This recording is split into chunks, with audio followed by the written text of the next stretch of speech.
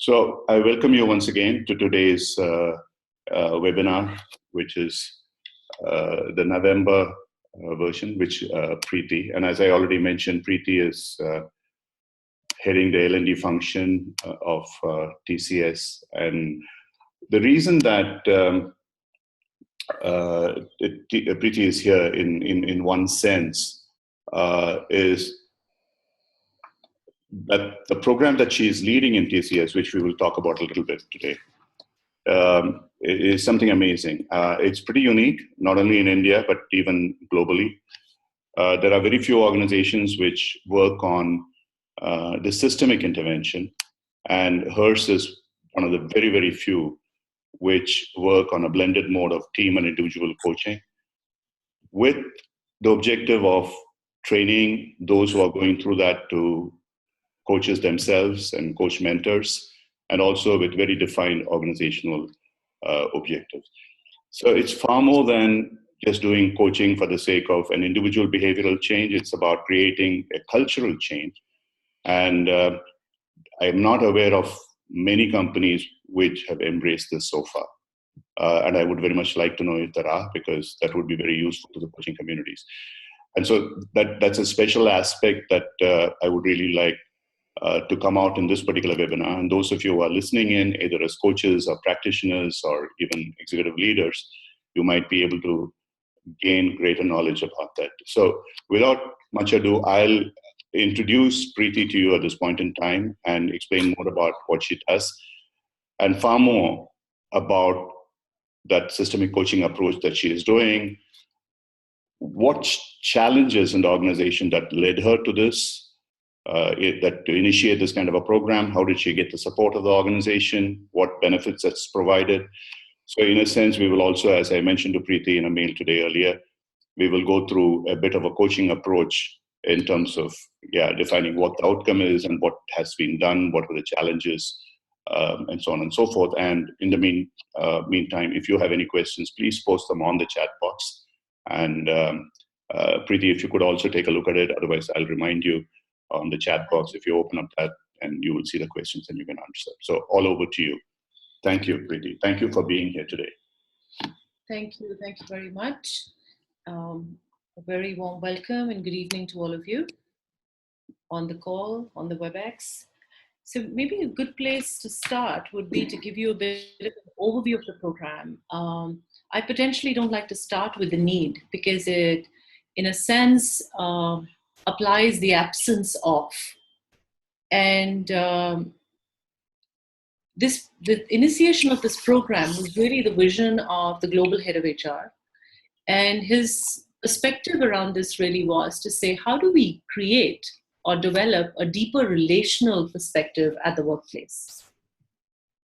Now, we are a large-scale, extremely successful, fast-paced organization. And in a context like this, getting the job done becomes the way to be. It's how we respond to our everyday lives. And thus brings in this mode of transactional as a preference to relational or social or participative behavior. And one of our main objectives was to say that if people are not together and they're not feeling a sense of connectedness with each other, then work will eventually also begin to reflect that. So we set out and said, rather than lead, let's put out and say, what are our objectives? What is it that we'd like to achieve? And here's what we came up with, and I'll simplify these. I'm going to read out some of these to you because they're sort of long and clunky, but I'll simplify them at the end of it. One was to say, can we proactively build capacity to deal with a dynamic workplace and a dynamic market? And capacity being different from skill, it's really the emotional strength and the emotional stretch to deal with what's happening, how things changing around us. So when there is the stress of work, the ambiguity of the workplace, what happens and how do leaders deal with that? The second was to say, can we equip our executives and our leaders to catalyze learning and to contribute to themselves and to the growth of others? So in a sense, in the same theme, but it's really about actively learning. To be able to take situations and derive a learning theme out of it to support their next stage movement. And the third was, how do we inspire our leaders to be growth agents, which is how do we bring them to a place where they influence and transform the systems that they lead. So all in all, if we were to sort of wrap this up into simpler phrases, I would say we're talking about self-directed leaders, we're talking about maturity, we're talking about compassion and relatedness, and we're talking about agents of growth. Undoubtedly, the big vision and the big objective is always positive organizational development, which, to Ram's point earlier, is to say, how do I as an individual develop? How do I support my organization? And what is the impact of all of this on the outside world? What is the multiplier effect? Is there a self-fulfilling multiplier effect that actually is a spiral that rivets out of our control positively, from self to other to organization, and organization to the world? I say this with humility that these are large objectives to hold, and at the same time, I wouldn't have them any lesser, because I don't have a time frame. I have a time frame for how many leaders I'm going to be able to coach in a certain year, but this work is ongoing and continuous, which is really to say, where are we now? This is a question that Ram posed this morning.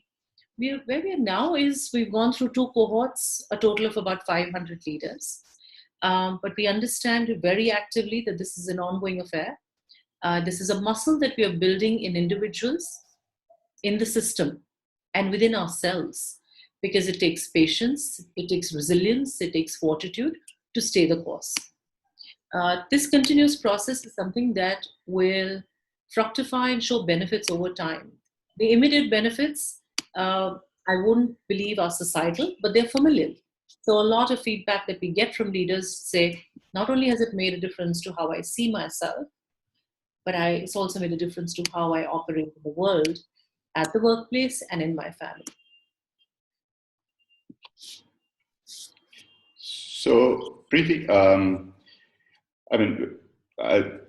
in a sense, I was in some way or another involved with you for about 3 years, from probably about the beginning of this program itself. And one of the things that really inspired me was, even though you said that societal issues are not that important, or they were not the primary objectives, I quite agree with you. They also become, even in the conversations that I had with some of your leaders, that became very important. But more importantly, to focus on this force multiplier effect that you've had, the program has been designed for. So what changes have you seen in the organization in the last 3 years that these cohorts are being developed? So Ram, just to go back to your initial statement, I didn't say that societal was not important. I said that societal is something that we won't see tomorrow. What we see tomorrow is familiar. Fair enough. Is how do people make a difference to themselves and to their immediate circuit? It's almost like a ripple effect that goes in and out. So at this point of time, the difference that we are noticing and we are hearing back from leaders is how they're working differently, how they're managing their own emotional quotient, their stress, the relationships at the workplace, leading to higher productivity, higher efficiency, higher sense of well-being, as well as how they're operating at home. Enhanced relationships, better understanding, being able to see their partners, their families, their friends in a different light. So, this is an area which, as a practicing coach, has been both an area of great interest to me as well as a challenge in terms of getting organizations to understand that people are a whole, and you cannot treat them as one half at work, another half elsewhere, and just work on coaching them and so on just for the workspace. So what is it that is sustaining you if you, as well as the organization? Obviously, A large part of it is, I would say, the Tata culture and the TCS culture. But if let's say others are to learn from you and implement them to develop this similar spirit in terms of this work-life integration, how would that happen? Would you have any suggestions? I'd like to state and use the expression you use, that our belief is that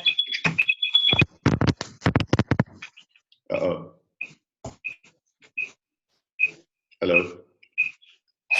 I'm here, but I think something's echoing. Should I continue? Yeah, please continue. I think someone, I don't know if there's anybody else who's not muted, if you could please mute yourself. You continue, Preeti. I think I'm hearing you well, yeah. Great.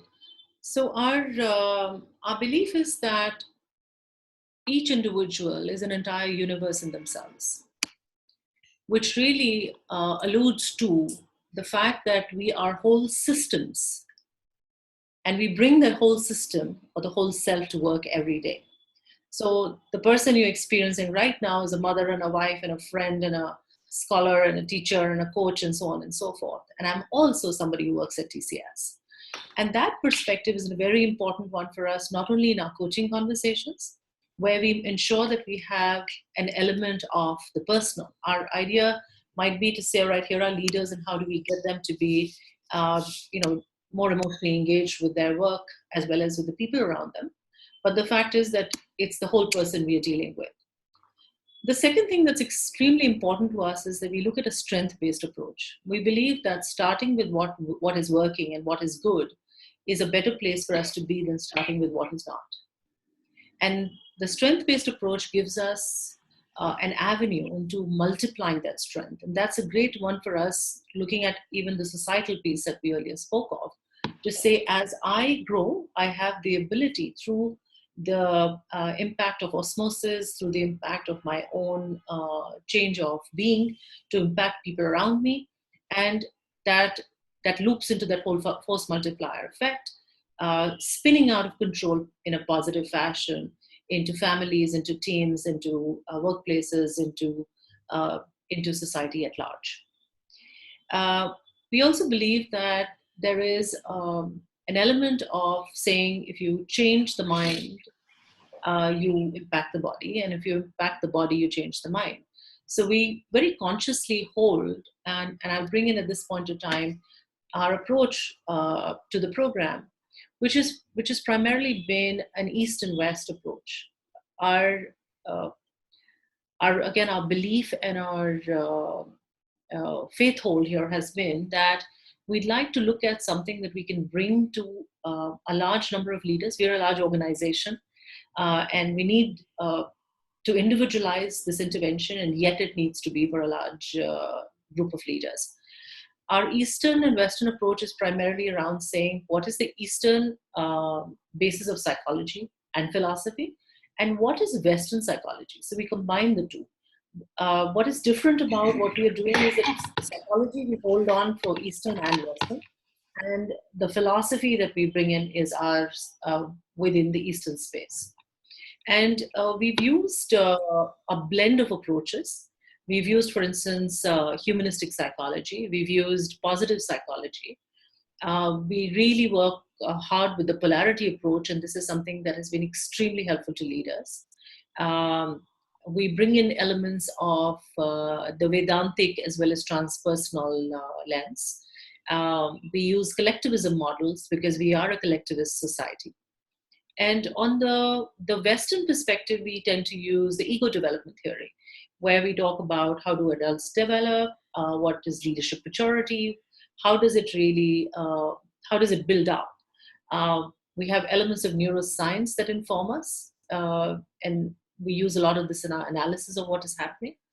And the last would be that we use orders of consciousness, which is constructive development psychology. Now, none of this is tacit. All of this is subtle, deeply woven into the program, and we keep drawing out elements as we go along. Fantastic. I mean, if time permits, I would like to go into some details about some of these processes. One of the questions that has come up from Sridhar, who's listening in from Chicago, he says that you said that the chief executive, the CEO, or the global head of HR, he started this program. His question was, if you, as an initiator, and were to help influence the process, would there be any advice to coaches and others? What would it take to do that? Well, there's nothing as good as a strong sponsor. And I've personally had the benefit of that. The sponsor might not be deeply engaged on an ongoing basis, or they might be for that matter. In my case, I was brought in with the understanding that I would run the function. So my advice to coaches would be build that contract with the sponsor with great clarity. Define your objectives, define what are the expected outcomes, define the time frame, which is one very critical element of this this kind of work. Because in the organizational setting, our belief is, let's do something, and what are the results? How can we measure this? How soon can I report that I've done really well? And there are some metrics, and I'll take you through some of them as we go along. There are some metrics that you can report in process, but largely the metrics are outcome-based much later. And there's a challenge there as well. The challenge is that no organization takes on only coaching. Organizations take on multiple interventions, and thus to measure one against performance becomes hard. So to sort of recap what I said is, your contract with your sponsor is key. Define the outcomes, define the objectives, outcomes, and time frame. Or time frame of impact. Absolutely. Yeah, I get it totally, because recently I heard one of the coaches tells me that the person that she's dealing with, the head of a large organization, is come back to me with the ROI. How do you evidence that? So that would be my next question. So in order to keep this interest in the organization sustained, what do you do to evidence that? So I have to admit that that's not an easy one. And I'd like to put that out rather than say, of course you can. That's not an easy one. And the reason it's not easy is that every time an organization puts money into something, we want results. What's the return on investment? What is the return on how much I've spent? We like to reframe that and say, what is the return on the expectation you had? So it is, we talk more about ROE than ROI. I do believe that that is only a matter of time that ROI will come into focus.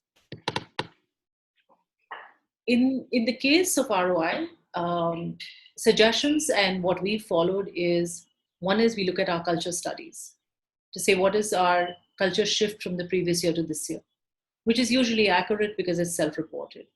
The other is that we use what we call personal scorecards, where we have specific objectives that are, where we self-assess ourselves as leaders and our supervisors assess us. The third thing we do is dipsticks and surveys, which are at least once in a cycle, in a coaching cycle, potentially once after as well.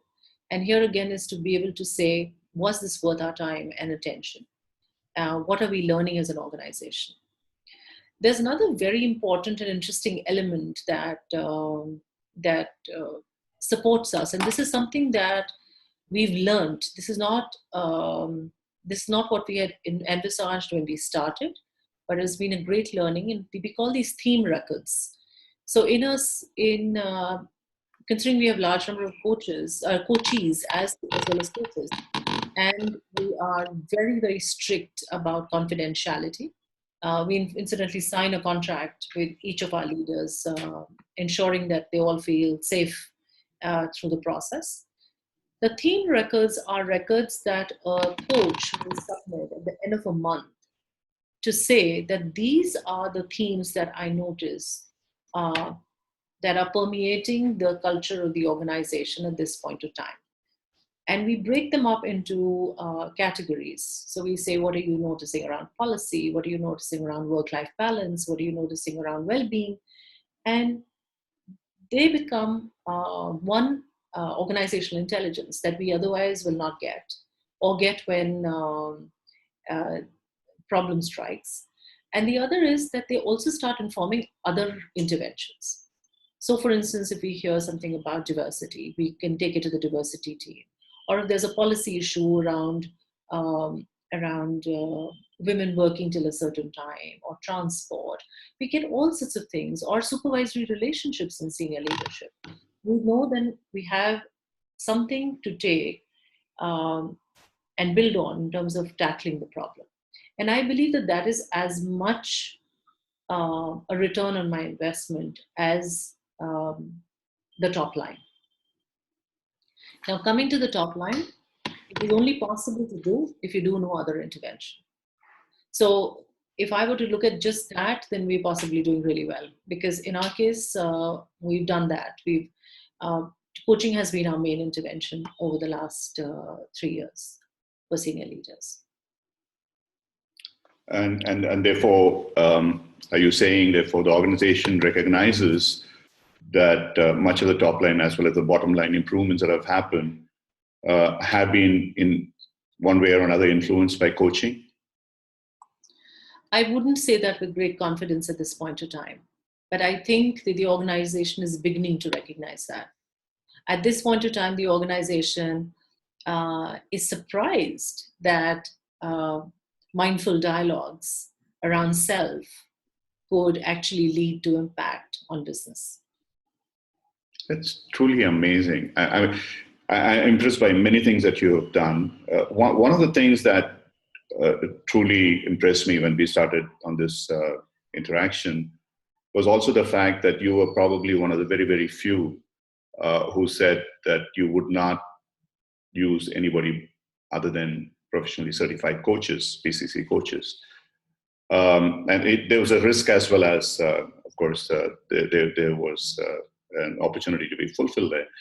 So how has it panned out for you? I mean, what I would like, probably it'll be helpful to all the coaches out here in terms of your own filtering criteria for selecting the people.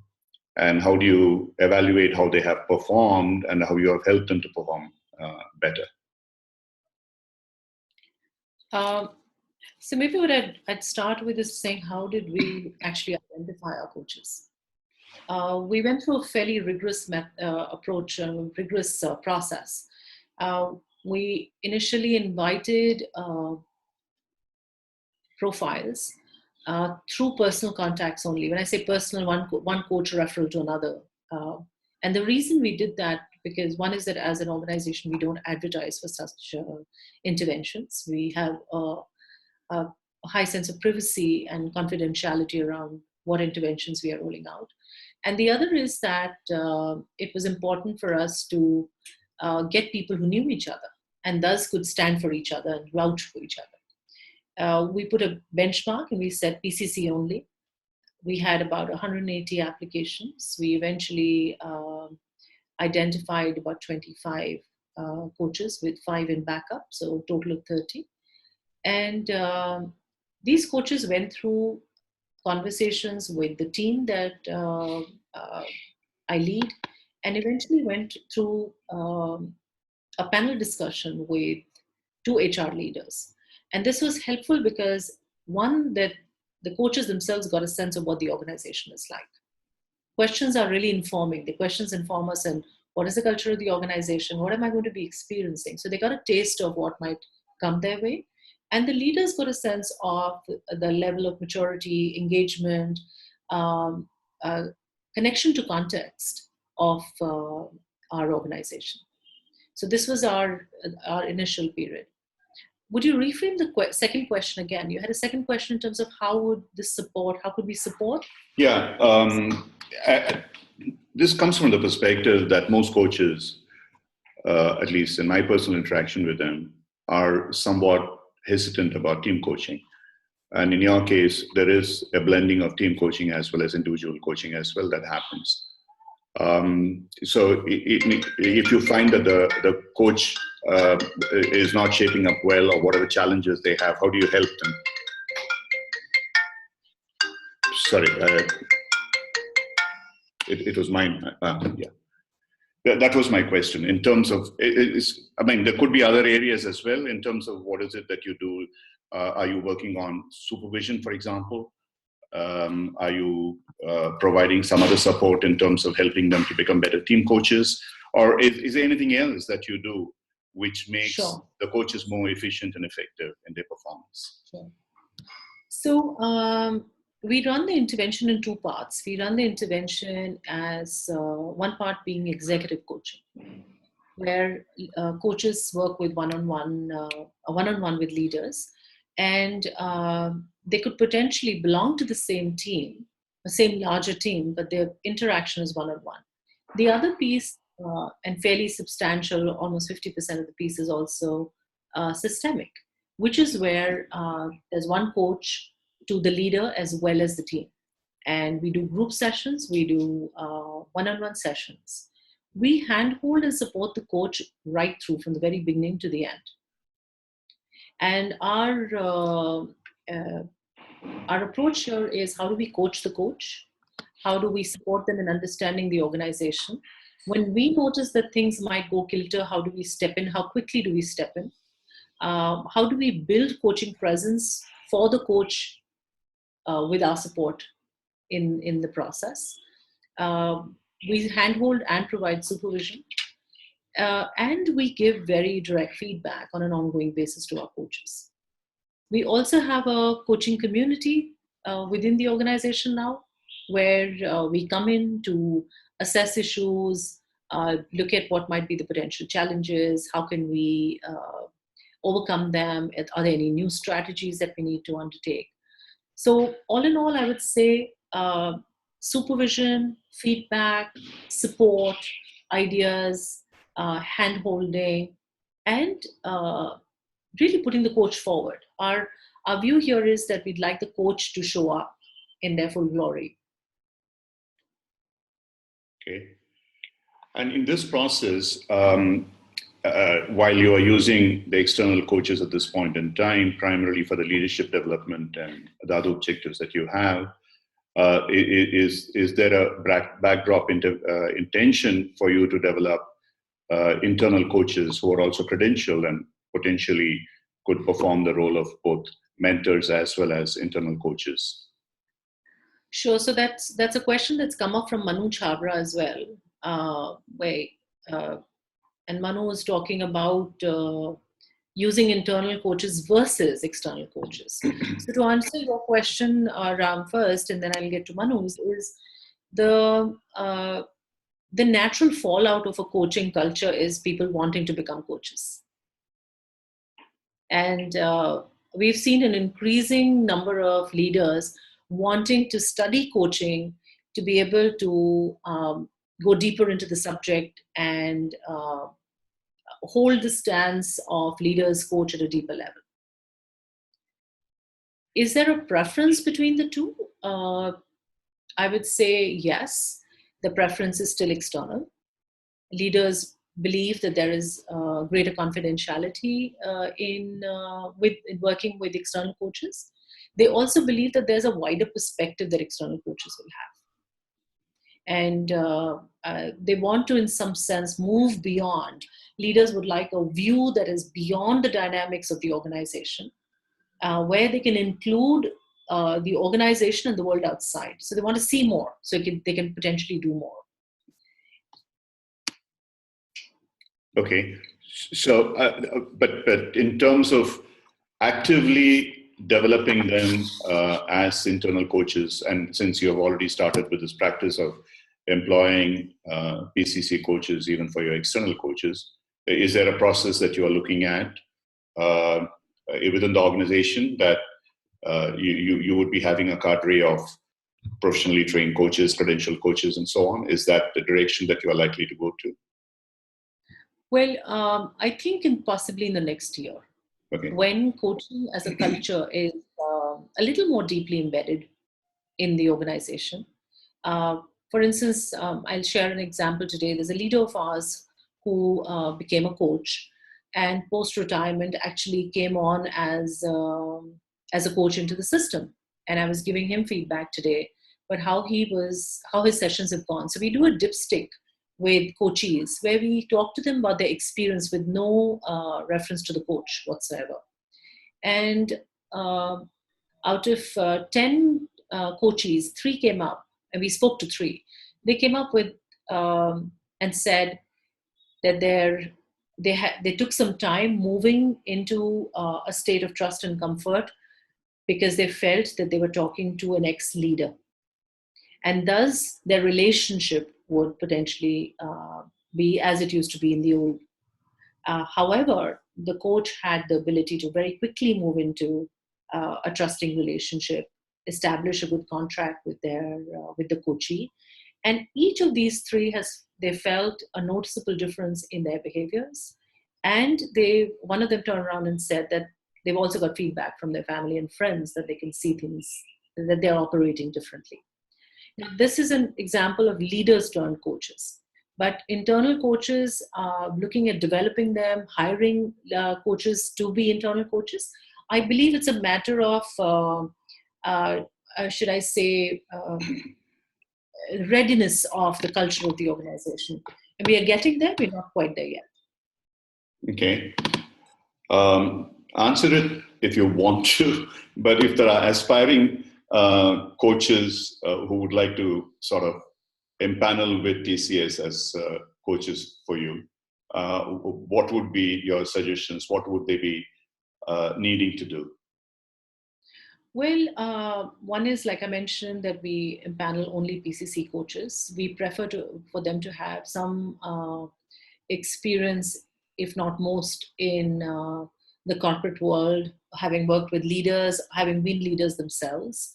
But one way or the other, what I'd say is send in your profiles, and basis need and requirement, we take things forward.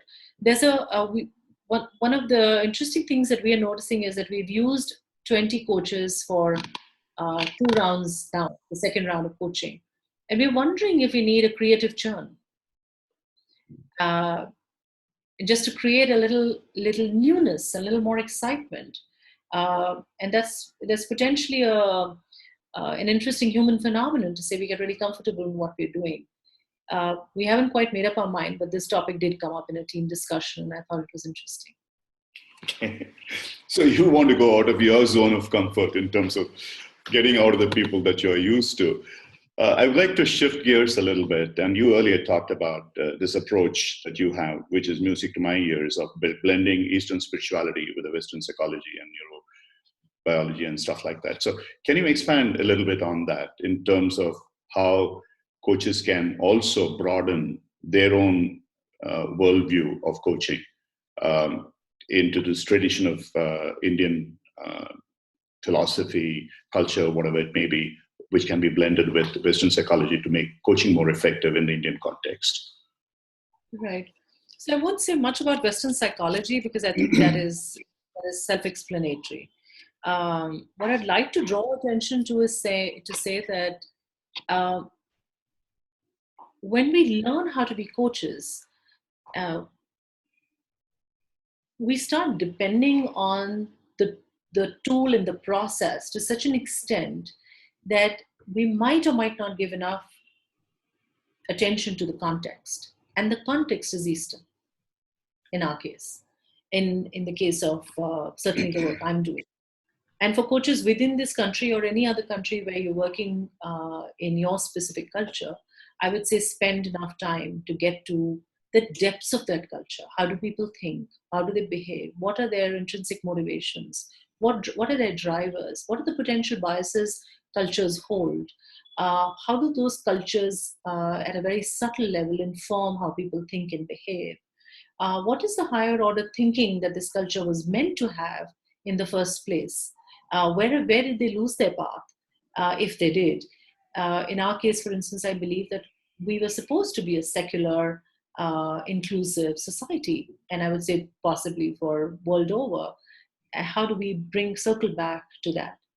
My suggestion here would be really learning and studying actively, investing. If I was to give one piece of advice to coaches here in India, I would say invest in yourself and continue to learn and attend to your learning on an ongoing basis. So the more you expand, the more you can see and the greater you can do. Preeti, taking from there, one of the things that you talked about was also use of polarity, for example. I mean, just one aspect of a Western methodology or tool, at least for the benefit of many of the people in the audience who may not be that familiar with that. Can you expand a little bit about the use of polarity in coaching? Sure. So the Polarity Lens is one of my favorite lenses. And this is primarily for the Indian context. I would say it comes from the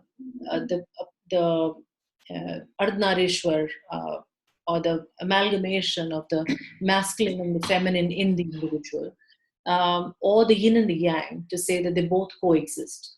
So polarities basically are paradoxes that we work with on an ongoing basis. And how do these paradoxes inform us in a manner that we can leverage them rather than just cope with them?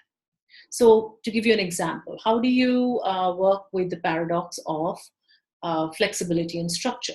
Can we potentially, if I say I'm a structured leader and I have no room for being flexible, I want everything done as I say, within a certain time frame, I don't like to flex the rules. What tends to happen is that there will come a time where my strength, which is structure, will become my potential weakness. I'll experience the downside because I have an over-level. The Polarity Lens says that these seemingly opposite paradoxes actually can support each other. Right. So, I mean, to take it to a slightly different,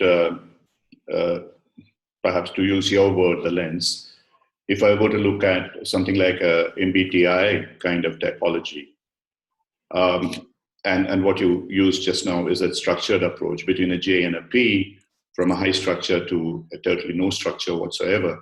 So what you're saying is the strength lies in integrating the two, coming towards a balance. And as would be in this case, as in anything else, is that a sum and substance of what you are saying now? So the Polarity Lens does not advocate balance. It advocates leverage. To say, I might need a different blend and mix of structure and flexibility at different times. Do I, as a leader, have the maturity to be able to see that? And do I, as a coach, have the agility to move with the leader as they move? So to me, it's one of my favorite coaching tools. And it sort of really works beautifully with this Einstein quote, "No problem can be solved with the same lens," or the same thinking that created it. Einstein, yeah. So it's about our ability to expand our lens, to see more, and thus do more with it. And therefore, for instance, if, let's say, you are a coach yourself, if you're coaching an abrasive manager, an aggressive manager, which is one end of a polarity, on the other side, there are people who are completely compassionate and so on and so forth. So very specifically in this case, how would you apply this principle of leveraging that abrasive or aggressive nature of the alpha manager to be more effective?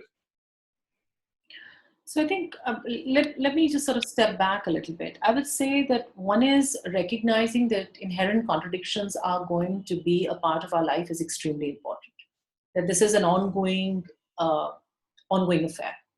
For instance, be it work-life balance or aggression at the workplace, we have to go deeper into this. And the Polarity Lens gives us an ability not only to go deeper and look at what's really happening, but also then to say, all right, how do I leverage it? And I'll come to the how in just a minute. My sense is that leaders who have essentially absorbed the fact that paradoxes exist in today's work environment are really smart, because there are ambiguities in business, there are conflicting feelings, there are contradictory ideas. This is an ongoing uh, for a coach to have this understanding and to have an awareness not only of the lens and the approach, but also have the tool that they can use. We use a polarity map, which is a fairly simple one. We don't have the time to do it today, but maybe another time we can do it over a call. Is that tool allows the leader to be able to see themselves like a mirror. And so an aggressive leader would be able to say, I'm aggressive because I am feeling a sense of discomfort. If we move discomfort at the workplace, I have conflict, I have no work-life balance, ill health, who knows what's going on. And moving from that understanding by setting their higher order purpose to say, what's your real purpose? Where do you want to go with it? And then recognizing what the potential poles could be. These poles essentially will define where the leverage lies. We come to leverage only after fully seeing where we are. So the steps to the polarity approach would be to be able to first see and acknowledge, this is where I am as a leader with the support of a coach, and then decide how do I want to leverage it in which situation. Because aggression, workplace aggression or professional aggression is sometimes valued, but it can also be misplaced. So, it's a dynamic situation. It's about how you work with it. Sure. Leaders are very interested in this today because they're recognizing that managing and leveraging paradoxes is really a 21st century competency. Yeah. You're absolutely right. It's a spectrum, which end of the spectrum you are. For example, when you mentioned the word paradox, for example, psychometrics like Luminger or Hogan, they would be helpful in terms of measuring that paradox or blind spot, whatever it is, where it is beyond a point, it becomes counterproductive, and below a point also it becomes counterproductive, so somewhere in the center. I completely agree with you. One of the subjects that I would really love to have someone come in here to talk about would be on polarities and how it can help in terms of coaching, which I'm very sure it can. I just would like to, the time we have, move into, again, with your permission, a little bit more personal. I mean, given the fact that you are a woman leader, the diversity and inclusion you briefly mentioned about in terms of the larger context of the coaching, the workforce multiplier work that you do, what have you been able to achieve in that space within TCS? Well, this is also a culture issue. So diversity, inclusion, acknowledging the validity of the strengths of the masculine and the strengths of the feminine is also an issue that deeply permeates in the Indian culture. And I'm going to speak only Indian because I'm here. Wouldn't want to comment on any other at this point in time. And it's ongoing work. So we use the Polarity Lens. We're in fact rolling out a program as a part of our Center of Excellence on gender reconciliation. Because our view here is that masculine and feminine are not two opposing competencies. They exist in each one of us, and our ability to leverage them differently in different situations, it's what informs our success. So in terms of the practical application of that, I mean, what you're saying is 100% correct. The fact is that we culturally, perhaps even globally, as many of the articles Mary Ann Slaughter and others have come up to show, that the women are undervalued in the corporate world. For the same job that a woman does, the woman gets paid less. And very often it is said the woman has to work twice as hard to be recognized half as much as a man. And these are truism. They're not cliches, because I have personally experienced this. And and it makes me very angry when this happens. So in a very, very specific way, I know I'm pushing you a little bit on this. In a culture of the Tatas, which I tremendously respect and of which TCS is part, and you guys have been in many ways far more successful than many other organizations in doing that. So what lessons can people learn, and what can you share about that? Well, I agree with you. It's not a cliche.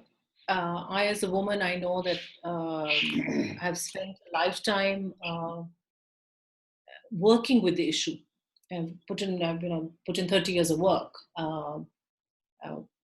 So I know it's a very real issue.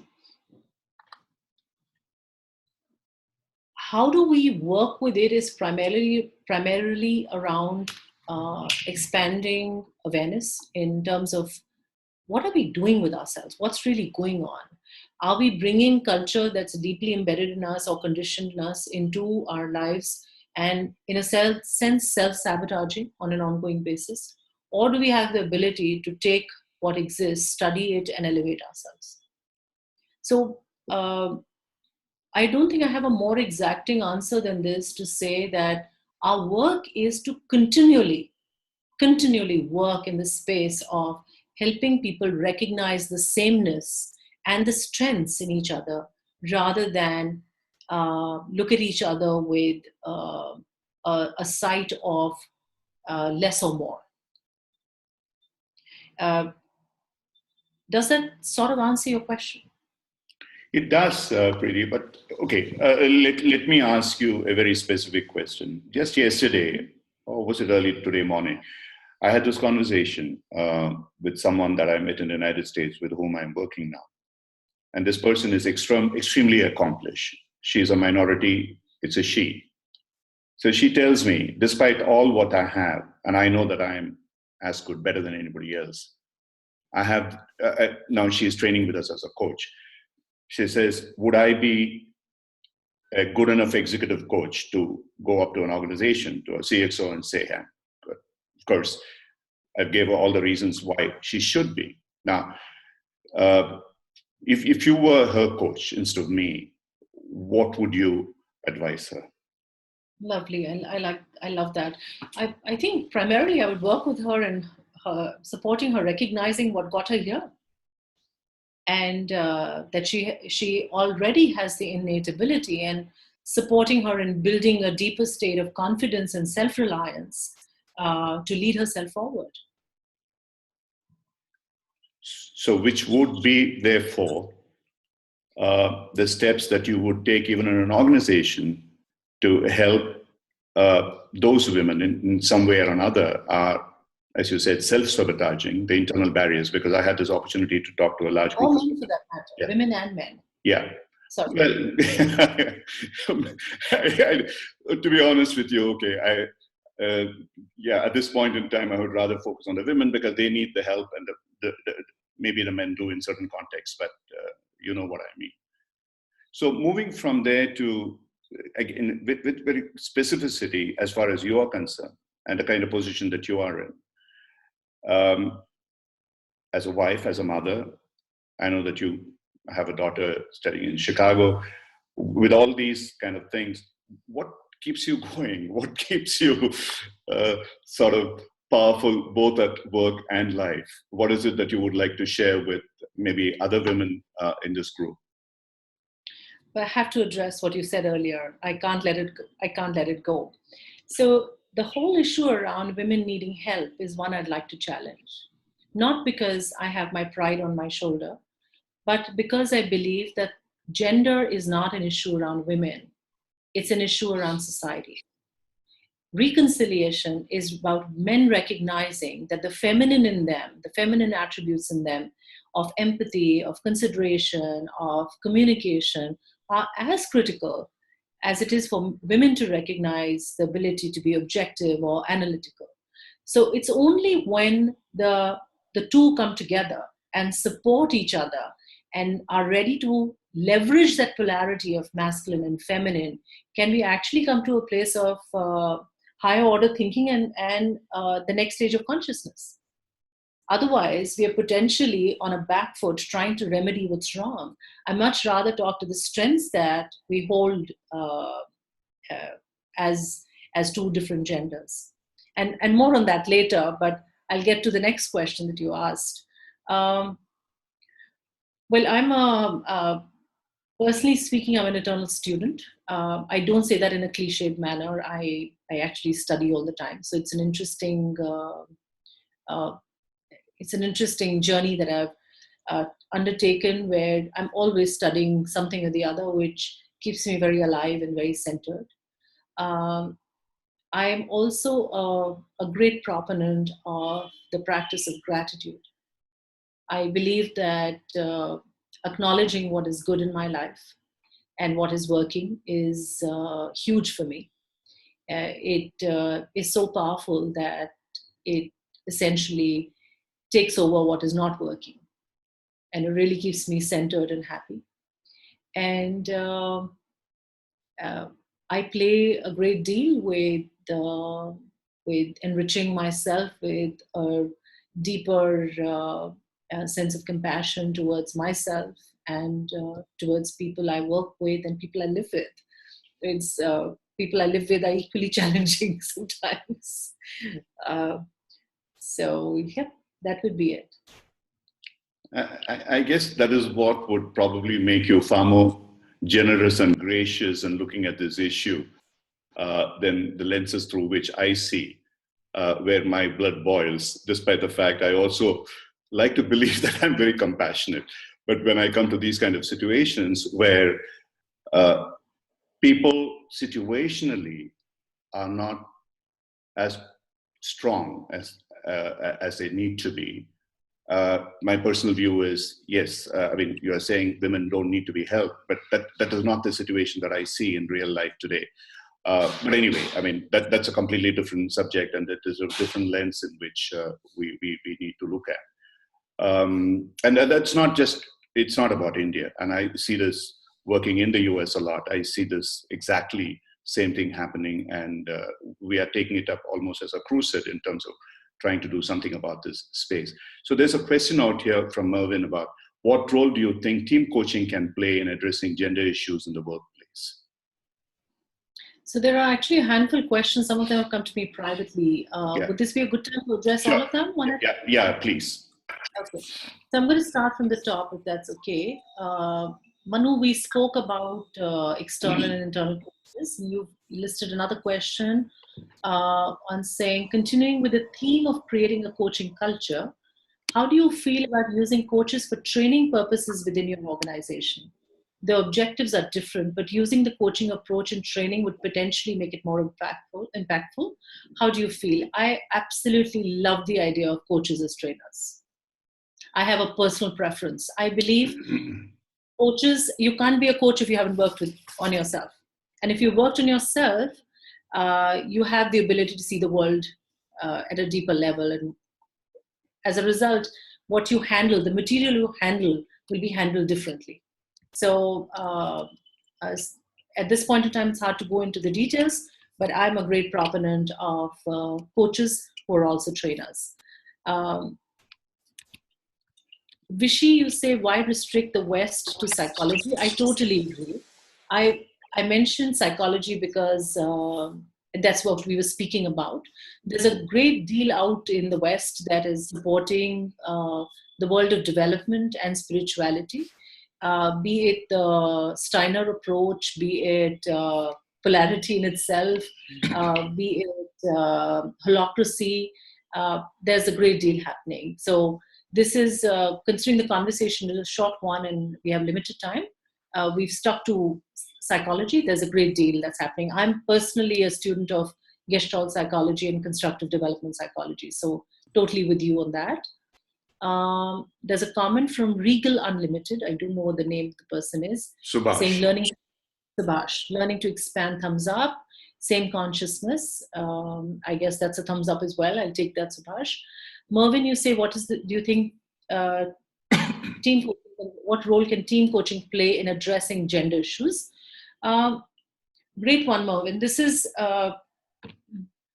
I advocate a mix of one-on-one and team when working with gender issues, because people need to recognize their own biases, blind spots, and their strengths to come together as a team and then discuss the same. We are guarded about where we're not showing up. So I think there is great potential for team coaching as long as we add one-on-one to this. I don't think taking everything out in the open right away would be helpful, but eventually it is. Rekha, you say this is interesting, brings up the aspect of gender identity. It absolutely does. And I think it also brings up the aspect of human identity. What is the human being? Who are we, and who are we meant to be, and how are we showing up today? So this is another lovely, beautiful conversation we can have some other time. Rekha, thanks for the compliment. Ajay Goyal, ICF data says that in coaching profession, there are more women coaches in the world over 60. Yes, because it's considered to be a feminine competency. And for all the men coaches, congratulations, you're integrating well and leveraging the feminine. From KK3, nice session. Your view on matching gender of coach and coachee. Does it make any difference to the effectiveness, or is it immaterial? I think it's very personal. Sridhar, this is from you, right? It's very personal. There are times our women leaders have said, I'd like to have a woman coach who has been successful and has been a leader and thus has an experience of my context besides being a coach. So we've then given them women coaches. There are times we've done a mix and that's worked equally well. But I think it's a good place to pause and stop in both cases. There are times leaders who are men might also turn around and say, I'd like a man coach. I'd like to see how they've been successful. I think the combination of business and coaching is another very critical one, and that sort of answers that question a little bit. All right, so we have a comment on ROE. There's a password. All right, so I think we're done with the questions. Yeah, thanks a lot, Preeti. And for those of you who are looking for CCU hours and credential renewal hours, the password is D'Mello Systemic. It is there up on the chat. So please note that. And that's what you need to fill up and send it across to us. Preeti, thank you very, very, very much. And I think it's been tremendously enjoyable. And I'm a fan of your program, the process, you know that.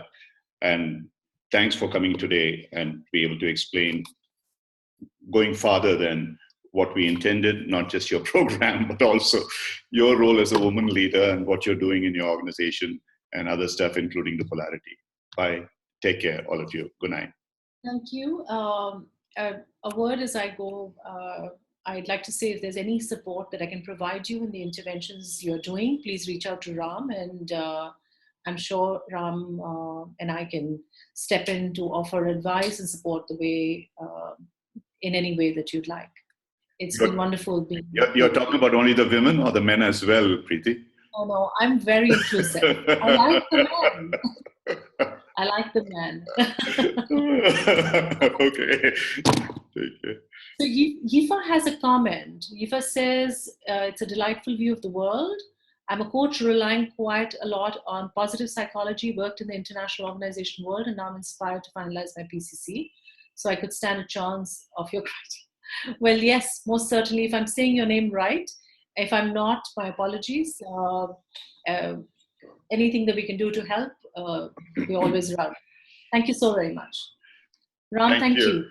Thank you, Preeti. And thank you all those who have attended the session. I'll be closing the session now. Thanks. Good night. Bye. Take care. Thank you. Bye.